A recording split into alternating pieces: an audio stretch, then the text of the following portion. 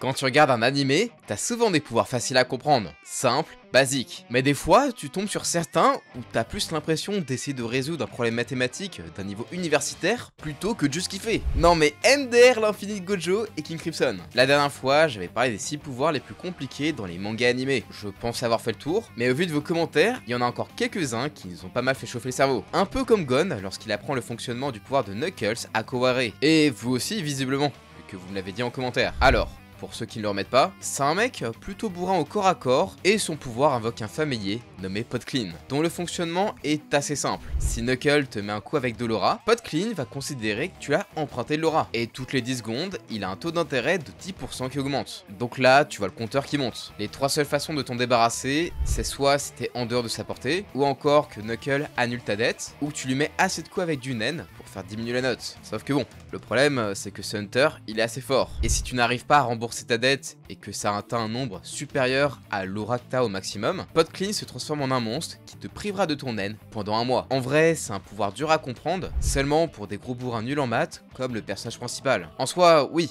les calculs sont assez lourds, surtout lors du combat contre Youpi, mais en vrai, faut juste voir la chose comme un créancier. Donc oui, Pot Clean, c'est un agent de l'URSSAF, et Knuckles, c'est un peu Macron. Sauf qu'au lieu de te taxer de l'argent, là, c'est du naine. Mais bon, Knuckles, lui, il est super sympa en vrai, vu que c'est pas une capacité faite pour bousiller son adversaire. Et c'est assez logique, vu que son manieur, Knuckles, est un Beast Hunter assez spécial. Genre, comparé à tous les Hunters présents dans l'arc des fourmis chimères, il voulait juste protéger l'espèce des fourmis, et ça se remarque à sa gentillesse, et surtout son pouvoir, qui est juste là pour te neutraliser, et non pas te tuer. Mais bon, de tous les pouvoirs compliqués de la liste, c'est sans aucun doute le plus simple. Allez, il est temps de voir quels sont le reste des pouvoirs les plus compliqués des mangas et animés.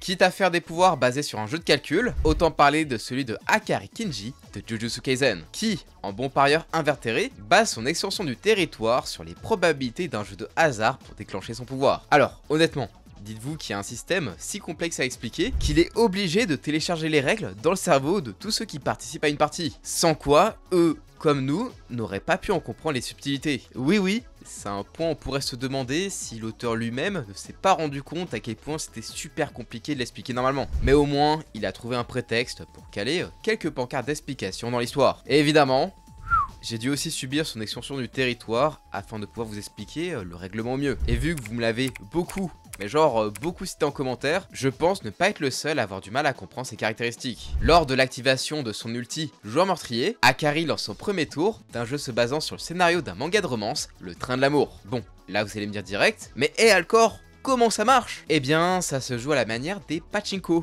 des machines à sous très répandues au Japon, qui sont une sorte de mix entre un flipper et une machine à sous, où l'on doit y insérer un grand nombre de billes pour y jouer. Et il y a un côté assez divertissant, vu que tu joues en suivant une histoire, avec des cinématiques et tout. Alors, je suis encore jamais allé au Japon, mais j'en ai déjà vu certains sur YouTube, qui étaient basés sur Metal Gear Solid, ou encore Shin Godzilla X Evangelion. Et ça avait l'air incroyable. Mais ça reste quand même un jeu d'argent, donc pas ouf les gars, hein. Mais bref. En fonction de ce qu'il tire à chaque lancement de scénario, il aura des bonus supplémentaires lui permettant de tirer plus facilement le jackpot. Et s'il ne le touche pas à la fin de la cinématique, la prochaine sera sûrement la bonne. Car il faut préciser que de base, il a pour restriction de ne pouvoir toucher du premier coup le gros lot qu'une fois sur 239. Donc, vous l'aurez compris, les règles du jeu ne sont là que pour progressivement augmenter ses chances et déclencher son véritable pouvoir. Genre, tout le délire avec le pachinko, c'est littéralement le moyen pour arriver à ses fins. Par exemple, lorsqu'il envoie les billes de flipper et use des portes, leur couleur indique à quel point il va augmenter ses chances de tirer le gros lot. Et le pire, c'est que pour le truc encore plus compliqué, le perso peut aussi utiliser le jeu et ses étapes comme un moyen détourné pour combattre. Comme en envoyant les portes sur son adversaire, ou en faisant des fausses suites, lui permettant en quelque sorte de relancer son tour, et donc il peut un peu faire comme s'il pouvait remonter le temps, pouvant lui servir à annuler des dégâts trop importants. Et lorsqu'il finit enfin par atteindre le jackpot en tirant 3 numéros identiques à la fin de son tour, le générique du Train de l'amour se lance, et pendant 4 minutes et 11 secondes, il recevra un flot illimité d'énergie occulte qui sera automatiquement converti en sang d'inversion, lui permettant de se régénérer presque instantanément. Dans cet état, il peut récupérer un membre perdu bien plus rapidement qu'un Gojo ou un Sukuna. Et oui, c'est très pété. Et en d'autres termes, Pendant ce délai, Akari Kinji est pour ainsi dire immortel. C'est donc un pouvoir assez simple dans son effet, genre juste il augmente ses chances d'être invincible au fur et à mesure et il combat en même temps. Mais ce qui le rend vraiment très complexe, c'est le moyen utilisé pour le déclencher. On doit passer par un jeu inconnu pour nous occidentaux, non, sans déconner. Je pense que parmi tous ceux qui regardent la vidéo, je suis pratiquement sûr que personne, et je dis bien personne, n'a joué à un pachinko. Dites-le moi en commentaire si vous avez joué ou non. Donc bon, cette extension du territoire est horrible à comprendre la première fois, et peut-être même la seconde fois d'ailleurs. Elle a beaucoup trop de règles qui donnent vraiment très mal à la tête. Et en vrai, même si vous connaissez pas toutes ces subtilités, c'est pas grave, vu qu'Akari lui-même n'a pas vraiment connaissance de ces dernières. Mais bon, si tu veux avoir le plus de connaissances possible, je te conseille de t'abonner. Tu vas apprendre pas mal de choses sur tes mangas favoris, que ça soit sur des univers dont tu n'as pas connaissance, ou de secrets sur tes mangas animés. Merci de ton soutien. Bon, personnellement, je connaissais pas ce personnage et encore moins son manga, mais vu qu'il est revenu le plus souvent dans les commentaires, j'étais obligé de vous parler d'Accelerator de Toharu Magica no Index. C'est l'espère numéro 1 au classement de niveau 5. Pour ceux qui ne savent pas ce que c'est comme ça qu'on appelle les individus capables de manipuler des éléments par la pensée. Et pour le cas d'Accelerator, il est unique dans son univers. Il est le seul possédant la capacité de maîtriser les vecteurs, qui sont en gros le terme mathématique des forces qui dirigent le mouvement de tout objet. Et vu qu'il les contrôle, il peut changer ceux de tout ce qui rentre en contact avec lui et dont il comprend la structure. Voyez un petit peu son pouvoir comme celui de Gojo Satoru. Tous deux ne possèdent qu'un seul pouvoir basé sur les mathématiques, mais ce qui les rend très complexes à comprendre, c'est le fait qu'il l'utilise de beaucoup de manières différentes. Par exemple, Accelerator peut renvoyer des attaques, oui, comme ça, c'est très cheaté, et il le fait car il peut en calculer la trajectoire et la nature, pour ensuite inverser leur vecteur, et ça constitue sa principale capacité défensive. Pour vous donner un exemple, si l'on souhaite l'attaquer, même par surprise, ce sera l'effet opposé qui se produira. Une balle de sniper sera donc renvoyée directement à l'envoyeur, mais il peut aussi l'utiliser de manière offensive, en tordant tout ce qui se passe à sa portée. S'il le souhaite, lorsqu'il touche quelqu'un, il peut carrément changer la circulation de son sang et basiquement le one-shot. C'est un pouvoir très fort, mais assez simple en vrai, qu'on comprend la base. Toutefois, ce qui le rend très complexe, à la fois pour nous spectateurs, mais aussi pour son manieur, c'est qu'il faut connaître chaque détail de tout ce qui est impacté par le pouvoir, notamment sur le côté scientifique et tout. S'il avait appartenu à quelqu'un qui n'a pas le cerveau d'Accelerator, il ne serait pas aussi puissant. Ici, la connaissance est d'une certaine manière la clé de sa force. Et du coup, s'il se retrouve face à un élément qu'il ne comprend pas, il ne pourra rien en faire. Et c'est ce qui arrive souvent dans des œuvres comme Toharu, qui font le choix d'essayer de rendre cohérentes les explications de leur pouvoir, au lieu de nous lâcher un ta gueule c'est magique. Et sans ça, ses capacités n'auraient rien de bien compliqué à expliquer. Je préviens, cette partie va spoiler le pouvoir principal du méchant de la partie 8 du manga Jojo Bizarre Adventure. C'est pas encore sorti en animé, donc je vous préviens, je vais spoiler sans vergogne. Allez donc à ce timecode pour esquiver le spoil. Bon, c'est bon, vous avez compris, hein, pas de regret, hein. Alors, contrairement à notre pouvoir précédent, la logique, ça, c'est quelque chose que Funny Valentine ne prendra pas la peine de nous expliquer avec son D4C, se présentant plutôt comme un magicien faisant ses tours. Et il faut se dire que parfois, on aurait préféré croire en la magie plutôt que de connaître les réelles capacités de son stand. Dirty, did done dirt cheap, putain, c'est très chiant à dire, on va plutôt rester sur version courte. D4C, un stand ultra pété, et il fait entrer l'univers de Jojo dans le multivers. C'est simple, lorsqu'il se retrouve en contact avec deux objets en même temps, comme une porte contre un mur ou même une chaise qui tombe sur le sol, il peut déclencher sa capacité de voyager entre les dimensions. Ça lui permet ainsi de simplement se volatiliser aux yeux des gens ou simplement de déplacer des objets ou des individus qui, si par malheur croisent leur version alternative, n'ont que très peu de temps pour s'en éloigner avant de finir en apéricube. C'est une des règles du multivers de Jojo, les deux mêmes choses ne peuvent pas se toucher. D'ailleurs, en vrai, Funny Valentine il triche, vu que cet effet ne s'applique pas sur le manieur qui, au contraire, peut faire le choix d'échanger de corps principal, en lui donnant le stand, qui devient un peu comme la sauvegarde du président. Il peut donc abandonner un corps qui est bien trop blessé, pour en avoir un dans une forme parfaite, ou même pour avoir un corps moins petit et plus musclé. Et du coup, au début, on ne comprenait pas pourquoi le personnage changeait autant de fois de car design. Donc voilà. Maintenant qu'on connaît bien son pouvoir, ça peut paraître un peu plus clair, mais juste mettez-vous à ma place quand on découvre son pouvoir la première fois. Alors, à un certain point du manga, Johnny Joestar et Jiro Zeppeli cherchent à récupérer un certain objet sur Diego Brando. Ils le traquent, mais c'est lors d'une promenade que le président s'en allait afin de tuer Jiro. Johnny essaie de le prévenir, mais il se fait tirer dessus par on sait qui. Jiro va déglinguer un autre gars et va essayer de trouver qui a flingué son pote, et les enfants disent que c'est Diego. Ok, c'est clair, sauf que d'autres disent que c'est Weka Pipo. Les deux sont pas d'accord, enfin bref. Et là, ça devient encore plus le bordel, vu que t'as même un peintre qui dit que c'était le président qui a attaqué Johnny. Et là, on suit le point de vue de Weka Pipo, qui se fait attaquer par un mec. et dans l'altercation, il tire sur Johnny. Bon, ok.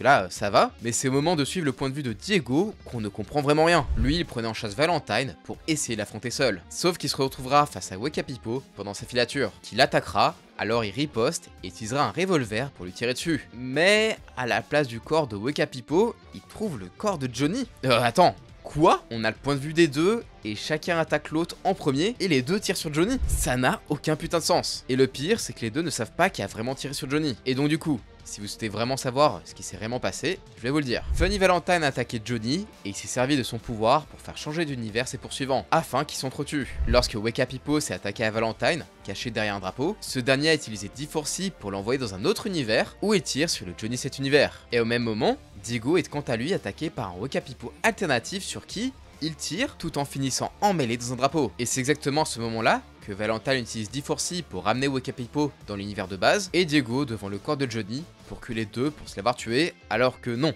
c'était Valentine depuis le début. Et franchement, la scène, elle est juste incompréhensible. J'ai dû aller sur Wiki, regarder des Reddit et même mater des vidéos YouTube sur le sujet pour être sûr d'avoir bien compris, tellement ce truc est tiré par les cheveux. Et j'espère avoir été clair et de pas avoir fait d'erreur. Et si c'est le cas, n'hésitez pas à me le dire dans les commentaires. L'explication est assez compliquée, mais c'est encore pire quand juste tu le sais pas et que tu vois juste le président être partout à la fois, capable même d'apparaître sur le corps de ses adversaires et de les tuer sans aucun souci. Et si Johnny n'avait pas su échapper de peu à la mort après le coup de feu, et que Diego n'avait pas sacrifié Weka Pipo pour revenir dans son propre univers, ils auraient tous été victimes de D4C et fini comme de vieilles éponges en rencontrant leur variant. Ce genre de situation, c'est vraiment la signature de JoJo Bizarre Adventure. Le but, c'est de rendre le pouvoir de l'adversaire incompréhensible au début, et c'est normal. Et c'est encore plus vrai pour le boss final, car comprendre la nature du stand est souvent la clé qui te permet de vaincre ton adversaire. Sauf que pour le cas de Funny Valentine, il aura fallu un pouvoir encore plus bullshit pour l'abattre.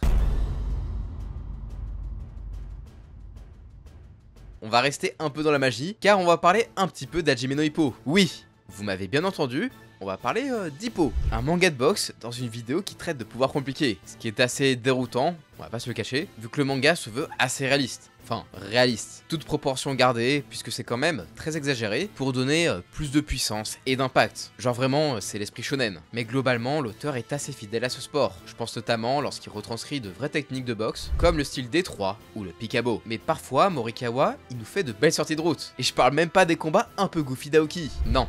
Là, ça concerne un affrontement qui oppose notre personnage principal au magicien Malcolm Gedo, le champion des poids plumes philippins qui ne voit le ring que comme un endroit où il fait des affaires et du spectacle. Et avant chaque combat dans Hippo, on a toujours une grosse phase d'entraînement, où Hippo et son coach se renseignent sur les techniques ou le style de combat de son adversaire. Du coup, ils essaient de faire en sorte qu'Hippo s'adapte à certaines attaques, comme par exemple le shotgun d'Ayami ou le yen de Sanada. Et pour le reste, le coach améliore certaines compétences d'Hippo, comme sa force ou son endurance, et bien sûr la technique la plus puissante d'Hippo, le Tensei Roll, qui est un peu son attaque iconique. Et il sera bien obligé de l'améliorer, vu que la plupart de ses challengers vont essayer de trouver une parade. Sauf que pour Gedo, c'est spécial. Ce qui travaille Hippo dans sa phase de préparation, c'est qu'on lui présente son adversaire comme étant capable de faire des actions naturelles, comme allonger ses bras ou changer la perception des distances. Ce qui est très chelou on va dire, et même en voyant ses anciens combats, personne sans comprendre comment il fait. C'est la première fois qu'on suit le champion dans une préparation, où on suivra plus le fait qu'il soit complètement perdu sur le style de son challenger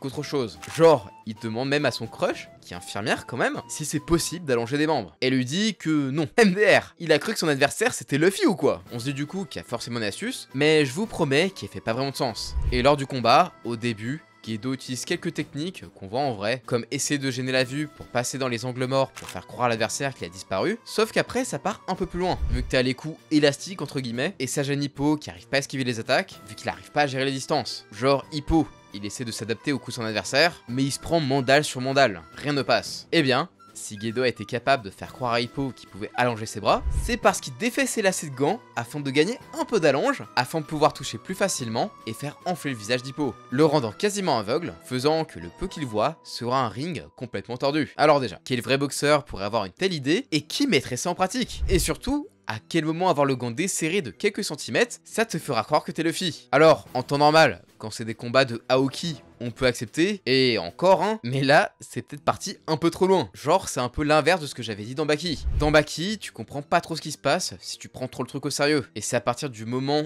où tu comprends que le truc est what the fuck, que tu te dis, vas-y ça marche, c'est le pouvoir de l'imagination. Mais dans le cas de Gedo, c'est l'inverse. Déjà, tu comprends pas trop ce qui se passe, vu que t'as le point de vue d'Hippo, mais passer la phase de mystère, tu te dis que c'est tellement perché et impossible que ça rend le tout pas très clair et incompréhensible. Et ça, surtout dans un manga qui se veut très sérieux sur les techniques de boxe. C'est l'un des mangas les plus détestés d'Hajime no Ippo, mais en vrai, la fin du combat est cool, vu qu'Hippo tiendra, car en tant que champion, il se devait de gagner. Il pouvait pas perdre face à quelqu'un qui respecte pas la boxe. Et ça honnêtement, je trouve ça super cool.